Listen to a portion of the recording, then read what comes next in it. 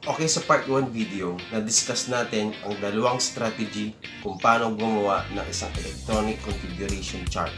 Kaya in this part 2 video, i-discuss naman natin kung paano naman ito gamitin. Pero kung di mo pa yun napanood, mahalaga na mapanood mo muna yun para mas mapadali para sa'yo ang pag-intindi dito sa part 2 video natin. Itong electronic configuration, promise ko sa inyo, ay madali lang siyang intindihin. Kailangan marunong ka lang sa dalawang bagay. Una is kailangan marunong kang magbilang. At pangalawa is kailangan marunong kang makinig. So kung marunong ka ng mga yan, huwag na natin patagalin at start na natin ang ating discussion. Come on!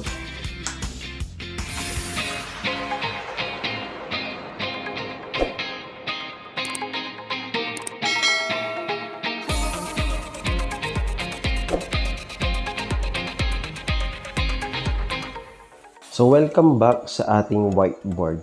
So in this part 2 video, magpo-focus lang tayo kung paano gamitin ang ating ginawang electronic configuration chart. Now, kung di mo pa napanood yung part 1 video, mas maiging panoorin mo muna yon kasi tinuro ko doon ang dalawang strategy kung paano gumawa ng isang electronic configuration chart. Okay? So paano nga ba kumuha ng electronic configuration ng isang element? For example, meron tayong sample element here na oxygen. Okay. So, the very first step para makuha ang electronic configuration ng oxygen is tignan natin ang kanyang atomic number. Now, saan dito ang ating atomic number? Okay, ang atomic number is the lesser number. At ang greater number, like this, is tinatawag naman na atomic mass or atomic weight. Okay. Pero, i-disregard muna natin ang atomic weight kasi mag-focus lang tayo sa ating atomic number. Yun lang ang ating kailangan. Okay? Now, lagi niyong tatandaan na ang atomic number is equal to the number of protons ng ating elements. Okay? For example, here we have atomic number na 8. So, therefore, ang protons ng oxygen is 8 din. Okay? At lagi niyo ding tatandaan na pag neutral ang isang element like this, ibig sabihin wala siyang charge. Kung ilan ang number of protons is ganun din ang ating number of electrons. Okay? And then sa ating electronic configuration, ang kailangan natin is ang ating number of electrons. Tama? Okay, let us try this. Since meron tayong atomic number na 8 or number of protons na 8, syempre, ang number of electrons din na kailangan natin is 8 kasi neutral nga, wala siyang charge. Okay? So, let us start. The first step is magbilang lang tayo ng ating electrons. Okay, first is 1s. Okay? 1s. Ang kayang i-hold na electron ng s subshell is up to 2. So, therefore, 1s2. Next, 2s. After this arrow, lipat tayo ulit ng panibagong arrow which is si 2s. Okay, 2s. At kaya na naman niyang mag-hold ng dalawa. So, meron na tayong 4 na electrons. Okay, kulang na lang tayo ng 4 na electrons para makuha na natin ang electronic configuration ng oxygen. Okay, so what's next sa ating 2s? We have 2p. Okay, 2p.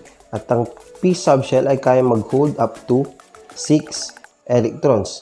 Pero since 4 na lang ang kailangan natin, hindi na natin siya isusulat na 2p6, kundi isulat na lang natin siya na 2p4. Okay, so kung bibilangin natin, we have 2 electrons plus 2 electrons plus 4 electrons. Meron na tayong total of 8 electrons. Okay, so therefore, ito ang electronic configuration ng isang oxygen. Okay? So, ganun lang yun kadali. Magbibilang-bilang ka lang ng ating electrons. Since neutral naman ang ating element. Kaya kung ilan ang ating atomic number is yun din automatic ang ating magiging number of electrons. Since neutral nga ang ating element. Wala siyang charge. Okay?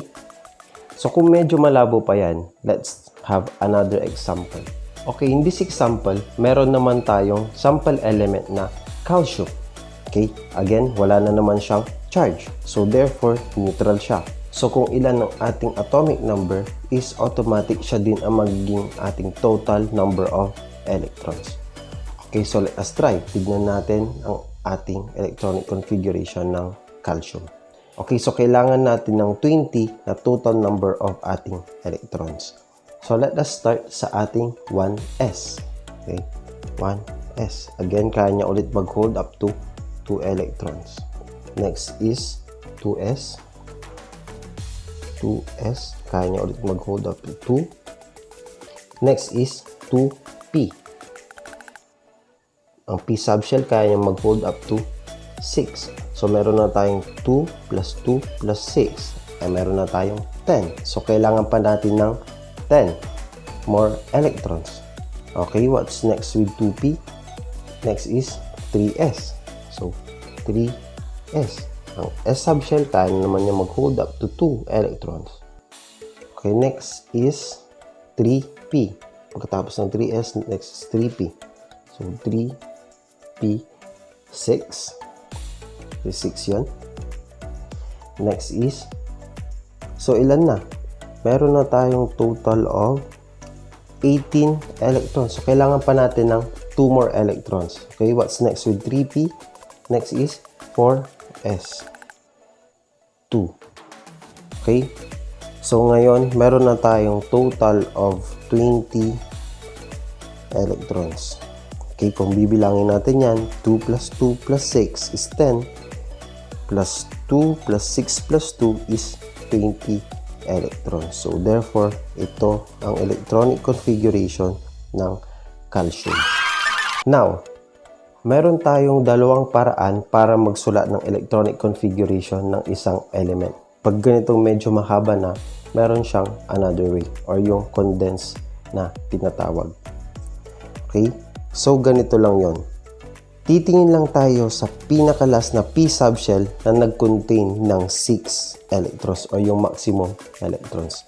So, dito sa ating example is meron tayong 3p6 kasi nag-contain siya ng 6. Okay, bakit yung pinakalas na P ang kinakailangan? Kasi ito ang mga electronic configuration ng ating noble gases. Itong mga to. Okay? Nag-contain sila ng P subshell na mayroong maximum of 6 electrons. So dito, that is argon. Okay? So pwede natin siyang isulat like this. Maglagay tayo ng... Kung makita nyo man ang electronic configuration written like this is okay lang din siya. Since ang argon, ito ang electronic configuration ng argon, shortcut na siya. Okay? Lagi nyo tandaan na kailangan nating mag-cut ng ating electronic configuration based sa ating noble gases which is ayun, neon. Okay? Kung medyo nalilito kayo, marami pa tayong example. Mas mag-guess nyo yan. Okay? So, this is the electronic configuration ng ating calcium. It's either way. It's either like this or like this. Pero kadalasan sa mga books, sa mga pamphlets, ganito ang makikita nyo. This shortcut way or the condensed way. Okay? So, next example ulit tayo. Okay, sa ating third example, meron naman tayong sample element which is si arsenic. Okay? Since neutral naman siya, wala siyang charge. So, therefore, kailangan na naman natin magkaroon ng total of 33 electrons. Kasi 33 ang ating atomic number. Okay? So, kunin ulit natin. We have 1s. Kaya mag-hold up to 2. Next is 2s. 2 ulit. And then next is 2p. Kaya niyang ulit mag-hold up to 6 electrons. And the next is 3s. Kaya niya ulit mag-hold up to 2. Next is 3p. Kaya niya ulit mag-hold up to 6. Next is 4s. 2 ulit. Kasi s yan.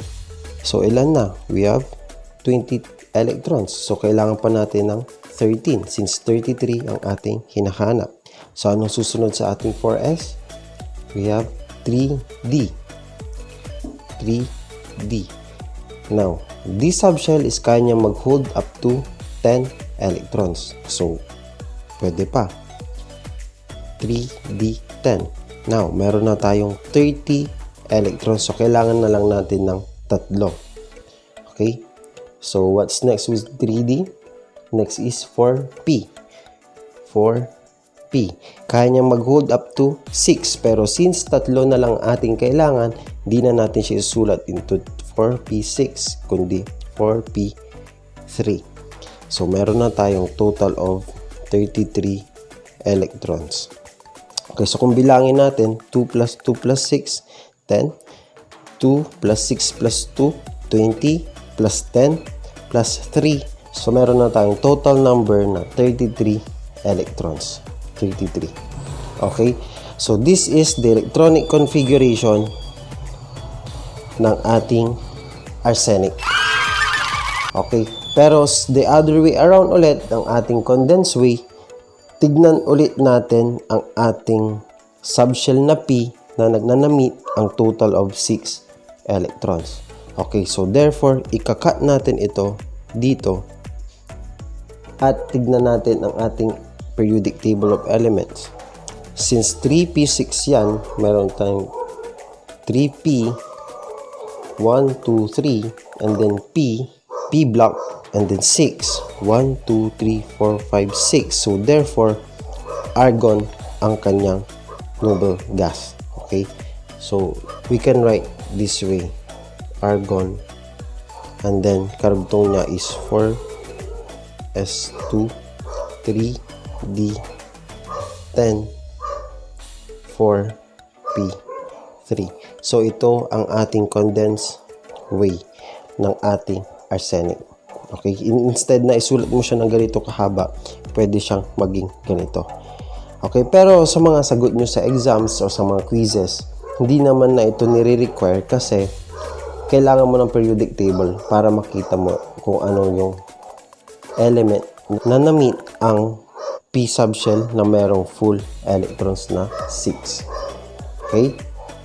So, ina-explain ko lang sa inyo ang kaibahan, pero ang final answer naman na hinahanap sa inyong mga quizzes is either ito. Okay, more on ito. Okay? Sinasabi ko lang ngayon dito para hindi kayo magtaka kung bakit sa Google or sa libro is ganito nila sinusulat. This way. Okay? So, sana wag kayong malilito sa difference ng dalawa. Okay, so ganun-ganun lang. Bibilangin mo lang kung ilan ang ating atomic number. Tapos yun lang ang hanapin yung total number of electrons. Gaya nga ng sabi ko, kailangan marunong ka lang dito magbilang. Ang galing mo talaga, bright ka! Okay? At sundan ang ating mga sequence sa ating electronic configuration chart. Okay? So that's all sa ating part 2 video.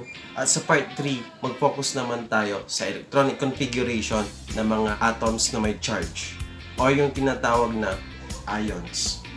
Okay, so stay tuned at get ready sa video number 3. Kita-kits!